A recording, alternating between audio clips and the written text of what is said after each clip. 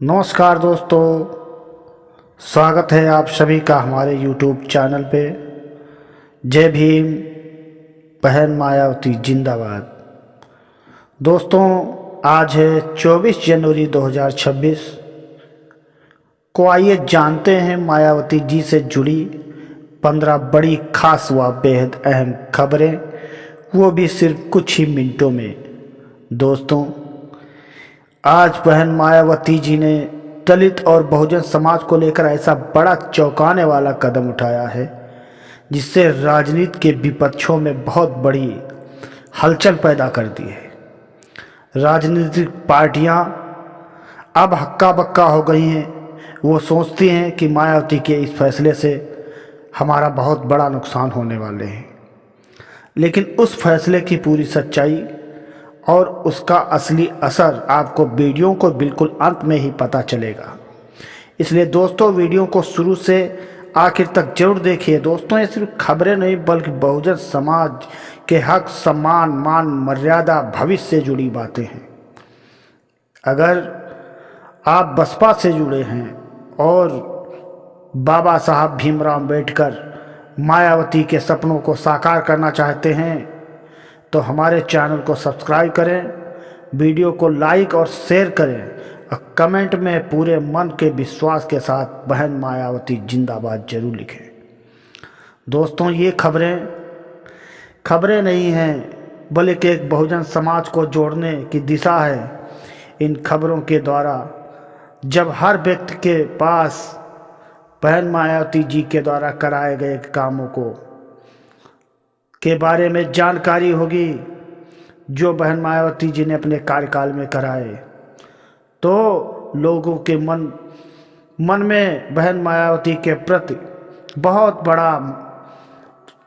बड़ी मर्यादा आएगी और उनको प्रधानमंत्री के पद तक पहुंचाने के लिए हम सभी का बहुत बड़ा एक हाथ होगा। चलो शुरू करते हैं आज की 15 बड़ी खबरें। और हाँ दोस्तों, ये खबरें रोजाना आपको 8 बजे से देखने को मिलेंगी, देखना ना भूलें। चलो शुरू करते हैं पहली खबर की ओर। सुनिए। बहुजन समाज पार्टी की राष्ट्रीय अध्यक्ष और उत्तर प्रदेश की पूर्व मुख्यमंत्री बहन कुमारी मायावती जी ने आज लखनऊ स्थित अपने आवास पर एक बेहद महत्वपूर्ण प्रेस कॉन्फ्रेंस आयोजित की। इस दौरान उन्होंने साफ तौर पर कहा कि आने वाले समय में बहुजन समाज पार्टी किसी भी राजनीतिक दल के साथ कोई चुनावी गठबंधन नहीं करेगी। मायावती जी ने कार्यकर्ताओं में जोश भरते हुए कहा कि बसपा अपने सर्वजन हिताय सर्वजन सुखाय के मूल मंत्र पर अकेले चुनाव लड़ेगी। उन्होंने विरोधियों को आगाह करते हुए कहा कि गठबंधन की राजनीति ने हमेशा बसपा का नुकसान किया है और अब समय आ गया है कि नीले झंडे के नीचे पूरा बहुजन समाज लामबंद होकर अपनी ताकत दिखाए। मायावती जी ने स्पष्ट किया कि सोशल इंजीनियरिंग के जरिए वो फिर से 2007 जैसा इतिहास दोहराने के लिए पूरी तरह तैयार हैं और इसके लिए उन्होंने जमीनी स्तर पर कमेटियों के पुनर्गठन का काम भी लगभग पूरा कर लिया है। आइए बढ़ते हैं दूसरी बड़ी खबर की ओर। मायावती जी ने आज प्रदेश में बढ़ती महंगाई और बेरोजगारी को लेकर राज्य और केंद्र सरकार दोनों को आड़े हाथों लिया है। उन्होंने अपने बयान में कहा कि आज मध्यम वर्ग और गरीब परिवारों का जीना दूभर हो गया है। खाने पीने की चीज़ों के दाम आसमान छू रहे हैं। मायावती जी ने आरोप लगाया कि सरकार केवल पूंजीपतियों के विकास में जुटी है, जबकि देश का अन्नदाता और मजदूर 2 वक्त की रोटी के लिए संघर्ष कर रहा है। उन्होंने मांग की कि सरकार को तुरंत राशन योजना में कटौती बंद कर उसे और विस्तार देना चाहिए। मायावती जी ने युवाओं को संबोधित करते हुए कहा कि बसपा के शासनकाल में जिस तरह से सरकारी भर्तियां निकाली गई थी, आज वैसी मंशा किसी भी सरकार की नहीं दिख रही है। उन्होंने चेतावनी दी कि यदि सरकार ने जल्द ही ठोस कदम नहीं उठाए तो बहुजन समाज पार्टी सड़कों पर उतरकर जनता की आवाज़ बुलंद करेगी और व्यापक स्तर पर विरोध प्रदर्शन शुरू किया जाएगा। आइए बढ़ते हैं तीसरी बड़ी खबर की ओर। मायावती जी ने आज उत्तर प्रदेश में कानून व्यवस्था और खासकर महिला सुरक्षा के मुद्दे पर बेहद तीखा हमला बोला है। उन्होंने कहा कि प्रदेश में बहन बेटियां खुद को असुरक्षित महसूस कर रही हैं और आए दिन हो रही आपराधिक घटनाएं प्रशासन की विफलता का प्रमाण हैं। मायावती जी ने स्पष्ट शब्दों में कहा कि जब बसपा की सरकार थी तब अपराधी या तो जेल में थे या प्रदेश छोड़कर भाग गए थे, लेकिन आज अपराधियों को राजनीतिक संरक्षण मिल रहा है। उन्होंने पुलिस प्रशासन को चेतावनी दी कि दलितों और पिछड़ों के खिलाफ हो रहे अत्याचारों पर चुप्पी साधना बंद करें। मायावती जी ने पार्टी के कार्यकर्ताओं को निर्देश दिया है कि वे हर जिले में जाकर पीड़ित परिवारों की कानूनी मदद करें और सरकार की विफलता का कच्चा चिट्ठा जनता के सामने खोलें। उन्होंने कहा कि समाज के हर तबके को सम्मान से जीने का हक है, जिसे आज की सरकार छीनने की कोशिश कर रही है। आइए बढ़ते हैं चौथी बड़ी खबर की ओर। बहन मायावती जी ने आज सोशल मीडिया और डिजिटल प्रचार को लेकर बसपा की नई रणनीति का खुलासा किया है। उन्होंने कहा कि विपक्षी दल अपनी मीडिया ताकत का इस्तेमाल करके बहुजन आंदोलन को कमजोर दिखाने की साजिश रच रहे हैं, लेकिन अब बसपा का कार्यकर्ता इसका मुंहतोड़ जवाब देगा। मायावती जी ने युवाओं से आह्वान किया है कि वे डिजिटल योद्धा बनकर पार्टी की विचारधारा और बाबा साहब डॉक्टर अंबेडकर के संदेश को घर घर पहुंचाएं। उन्होंने पार्टी के आईटी सेल को मजबूत करने के लिए नए दिशा निर्देश जारी किए हैं और कहा कि हमें फर्जी खबरों और भ्रामक प्रचार से सावधान रहना होगा। मायावती जी ने जोर देकर कहा कि बसपा केवल एक राजनीतिक दल नहीं, बल्कि एक सामाजिक परिवर्तन का आंदोलन है और इस आंदोलन की गूंज अब सोशल मीडिया के हर प्लेटफॉर्म पर मजबूती से सुनाई देनी चाहिए। उन्होंने कार्यकर्ताओं को आगाह किया कि वे विपक्षी दलों के बहकावे में न आएं और अपनी एकजुटता बनाए रखें। आइए बढ़ते हैं पांचवी बड़ी खबर की ओर। बसपा प्रमुख बहन मायावती जी ने आज केंद्र और राज्य सरकार की आरक्षण विरोधी नीतियों पर गहरा प्रहार किया है। उन्होंने कहा कि सरकारी नौकरियों में जिस तरह से आरक्षण को निष्प्रभावी बनाया जा रहा है, वो करोड़ों दलितों और पिछड़ों के भविष्य के साथ खिलवाड़ है। मायावती जी ने स्पष्ट किया कि लैटरल एंट्री और निजीकरण के नाम पर असल में बहुजन समाज के संवैधानिक हक को छीना जा रहा है। उन्होंने मांग की कि निजी क्षेत्र में भी आरक्षण लागू किया जाए और बैकलॉग की सभी खाली पड़ी नौकरियों को तुरंत भरा जाए। मायावती जी ने कार्यकर्ताओं को संबोधित करते हुए कहा कि आरक्षण हमारा अधिकार है, कोई खैरात नहीं, और इसकी रक्षा के लिए बसपा किसी भी हद तक जाने को तैयार है। उन्होंने कहा कि अगर सत्ता में भागीदारी सुनिश्चित करनी है तो समाज को एक होकर अपनी राजनीतिक ताकत का एहसास कराना होगा, क्योंकि बिना सत्ता के हक और अधिकार सुरक्षित नहीं रह सकते। आइए बढ़ते हैं छठी बड़ी खबर की ओर। मायावती जी ने आज ब्राह्मण समाज और सवर्ण जातियों के प्रति भी अपना रुख स्पष्ट करते हुए एक बड़ा संदेश दिया है। उन्होंने कहा कि बसपा केवल एक वर्ग की नहीं बल्कि सर्वजन की पार्टी है। उन्होंने पुराने दिनों की याद दिलाते हुए कहा कि जब बसपा की पूर्ण बहुमत की सरकार थी तब ब्राह्मण समाज को भी पूरा सम्मान और प्रतिनिधित्व दिया गया था। आज जिस तरह से विपक्षी दल जातियों को आपस में लड़ाकर राजनीति कर रहे हैं, वो देश के लिए घातक है। मायावती जी ने आह्वान किया कि भाईचारा कमेटियों को फिर से सक्रिय किया जाए ताकि हर जाति और धर्म के लोग बसपा के साथ जुड़ सकें। उन्होंने कहा कि सर्वजन हिताय का नारा केवल एक नारा नहीं बल्कि बसपा की कार्यशैली है, जहां विकास और न्याय का लाभ समाज के आखिरी पायदान पर खड़े व्यक्ति तक बिना किसी भेदभाव के पहुंचाया जाता है। आइए बढ़ते हैं सातवीं बड़ी खबर की ओर। बहन मायावती जी ने आज उत्तर प्रदेश के आगामी पंचायत चुनावों को लेकर एक बहुत बड़ा और निर्णायक फैसला लिया है।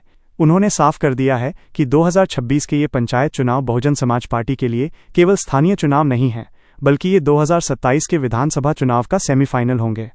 मायावती जी ने जिला अध्यक्षों को सख्त निर्देश दिए हैं कि वे बूथ स्तर तक जाकर पार्टी के समर्पित कार्यकर्ताओं को ही चुनाव में उतारें। उन्होंने कहा कि पंचायत स्तर पर जीत हासिल करके ही हम गांव की सरकार में अपनी भागीदारी सुनिश्चित कर सकते हैं और विपक्षी दलों के उस भ्रम को तोड़ सकते हैं जिसमें वे बसपा को कमजोर दिखाने की कोशिश कर रहे हैं। इस बार टिकट वितरण में युवाओं और उन कर्मठ कार्यकर्ताओं को प्राथमिकता दी जाएगी जो पिछले कई वर्षों से बिना रुके पार्टी के लिए झंडा बुलंद कर रहे हैं। आइए बढ़ते हैं आठवीं बड़ी खबर की ओर। मायावती जी ने आज मुस्लिम समाज की राजनीतिक दिशा को लेकर एक बहुत ही संजीदा और महत्वपूर्ण बयान दिया है। उन्होंने पश्चिमी उत्तर प्रदेश के दिग्गज मुस्लिम नेताओं के साथ बैठक करते हुए कहा कि विपक्षी दलों ने हमेशा मुस्लिम समाज को केवल वोट बैंक की तरह इस्तेमाल किया है और चुनाव जीतने के बाद उन्हें उनके हाल पर छोड़ दिया है।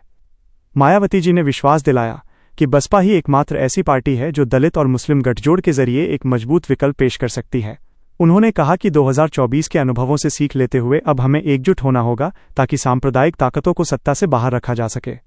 मायावती जी ने पार्टी के बड़े नेताओं को मुस्लिम बाहुल्य क्षेत्रों में जाकर भाईचारा सम्मेलनों की संख्या बढ़ाने का आदेश दिया है ताकि समाज में फैले भ्रम को दूर किया जा सके और एक बार फिर दलित मुस्लिम पिछड़ा एकता का परचम लहराया जा सके। आइए बढ़ते हैं नौवीं बड़ी खबर की ओर। बहन जी ने आज उत्तर प्रदेश के किसानों की समस्याओं को उठाते हुए सरकार को घेरा है। उन्होंने कहा कि किसानों को फसलों का उचित दाम नहीं मिल रहा है और आवारा पशुओं की समस्या ने किसानों की रातों की नींद हराम कर दी है। मायावती जी ने मांग की है कि एमएसपी पर ठोस कानून बनाया जाए और गन्ना किसानों का बकाया भुगतान तुरंत कराया जाए। उन्होंने कहा कि बसपा के शासन में किसानों को कभी खाद या बीज के लिए सड़कों पर नहीं उतरना पड़ा था, लेकिन आज का अन्नदाता बेहाल है। आइए बढ़ते हैं 10वीं बड़ी खबर की ओर। मायावती जी ने आज देश की न्यायिक प्रणाली और जेलों में बंद निर्दोष दलितों पिछड़ों के हक में आवाज उठाई है। उन्होंने कहा कि कई ऐसे लोग हैं जो केवल गरीबी और कानूनी मदद न मिल पाने के कारण सालों से जेलों में बंद हैं। उन्होंने बसपा की लीगल सेल को सक्रिय करते हुए निर्देश दिया है कि ऐसे गरीब कैदियों की पहचान कर उन्हें निःशुल्क कानूनी सहायता प्रदान की जाए। मायावती जी ने कहा कि न्याय पाना हर नागरिक का मौलिक अधिकार है और बसपा इसे सुनिश्चित करने के लिए प्रतिबद्ध है। आइए बढ़ते हैं 11वीं बड़ी खबर की ओर। बहन जी ने आज राष्ट्रीय बालिका दिवस के अवसर पर देश की बेटियों को खास संदेश दिया है। उन्होंने कहा कि बेटियों का सशक्तिकरण ही विकसित भारत की असली नींव है। मायावती जी ने याद दिलाया कि उनकी सरकार के दौरान महामाया गरीब बालिका आशीर्वाद योजना जैसी महत्वपूर्ण योजनाएं शुरू की गई थीं, जिनका मकसद बेटियों को शिक्षित और आत्मनिर्भर बनाना था। उन्होंने दुख जताया कि आज वैसी योजनाओं का अभाव है और बेटियों के खिलाफ अपराध बढ़ रहे हैं, जिसे रोकना सरकार की प्राथमिकता होनी चाहिए। आइए बढ़ते हैं 12वीं बड़ी खबर की ओर। बहन मायावती जी ने आज प्रदेश के शिक्षा तंत्र पर गहरी चिंता व्यक्त करते हुए एक बड़ा ऐलान किया है। उन्होंने कहा कि उत्तर प्रदेश में सरकारी स्कूलों की हालत बदतर होती जा रही है और गरीब बच्चों के लिए उच्च शिक्षा पाना अब सपना बनता जा रहा है। मायावती जी ने पार्टी के बौद्धिक प्रकोष्ठ को निर्देश दिया है कि वे एक ऐसा ब्लूप्रिंट तैयार करें जिससे सत्ता में आने पर प्राथमिक से लेकर उच्च शिक्षा तक को फिर से सुलभ और गुणवत्तापूर्ण बनाया जा सके।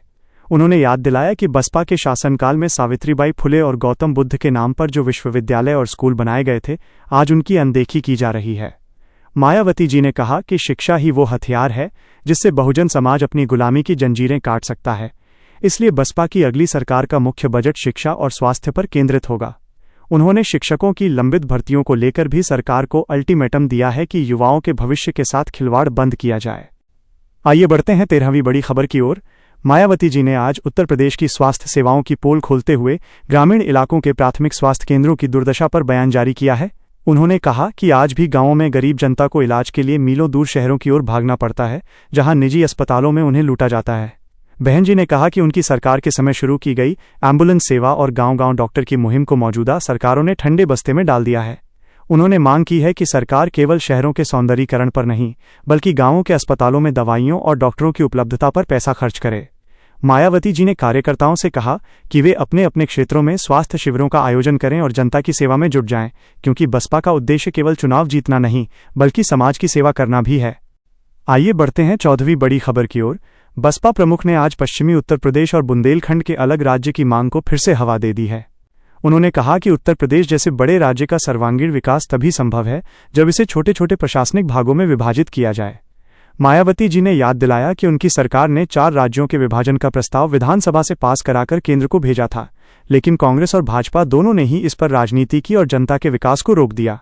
उन्होंने कहा कि यदि बसपा फिर से मजबूत होती है तो छोटे राज्यों का मुद्दा उनकी प्राथमिकता सूची में सबसे ऊपर होगा, ताकि शासन प्रशासन जनता के करीब पहुंच सके और पिछड़े इलाकों का विकास तेज गति से हो सके। आइए बढ़ते हैं 15वीं और सबसे बड़ी खबर की ओर, जिसका आप सभी को बेसब्री से इंतजार था। आज मायावती जी ने वो चौंकाने वाला फैसला लिया है जिसने पूरे देश की राजनीति में खलबली मचा दी है। बहन जी ने घोषणा की है कि आने वाले समय में वे खुद उत्तर प्रदेश के हर मंडल में बड़ी जन चेतना रैलियां करेंगी और इसकी शुरुआत ऐतिहासिक भूमि से होगी। लेकिन सबसे बड़ा मोड़ ये है कि उन्होंने स्पष्ट किया है कि बहुजन समाज का असली दुश्मन केवल बाहर नहीं, बल्कि वे विभीषण भी हैं जो समाज के नाम पर दूसरी पार्टियों की दलाली कर रहे हैं। मायावती जी ने आदेश दिया है कि ऐसे नेताओं की सूची बनाई जाए और उन्हें समाज के बीच बेनकाब किया जाए। उन्होंने अंत में एक भावुक अपील करते हुए कहा कि मेरा जीवन बहुजन समाज के आत्मसम्मान के लिए समर्पित है और जब तक मैं जीवित हूं, इस आंदोलन को रुकने नहीं दूंगी। दोस्तों, यही वह सच्चाई है कि मायावती जी अब सीधे जनता के बीच जाकर विरोधियों के हर षड्यंत्र को नाकाम करने वाली हैं।